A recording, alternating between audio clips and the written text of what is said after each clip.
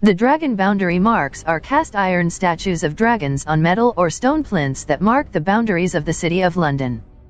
The dragons are painted silver, with details of their wings and tongue picked out in red. The dragon stands on its two rear legs, with the right foreleg raised and the left foreleg holding a shield which bears the City of London's coat of arms, painted in red and white. The design is based on two large dragon sculptures, 7 feet high, which were mounted above the entrance to the Coal Exchange on Lower Thames Street, designed by the city architect, J.B. Bunning, and made by London founder, Duer, in 1849. The dragons were preserved when the Coal Exchange was demolished in 1962-3. The two original statues were re-erected on 6 feet high plinths of Portland stone at the western boundary of the city, by Temple Gardens on Victoria Embankment, in October 1963. The Corporation of London Streets Committee selected the statues as the model for boundary markers for the city in 1964, in preference to the fiercer dragon by C.B. Birch at Temple Bar on Fleet Street. Half-size replicas of the original pair of dragons were made by Birmingham Guild Limited were erected at main entrances to the City of London in the late 1960s.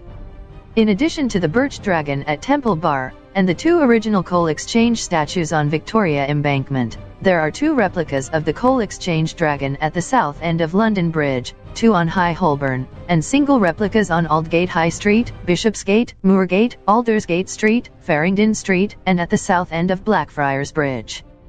The Temple Bar Dragon. This dragon is a different breed to the other dragons. It stands guard over the boundary between the City of London and the City of Westminster. The Temple Bar Dragon looks rather more fierce than the others. It is the tallest of all the dragons and has a very Gothic look to it. Unlike the other boundary dragon, it is black and not silver. The Temple Bar was the most celebrated gateway to the city.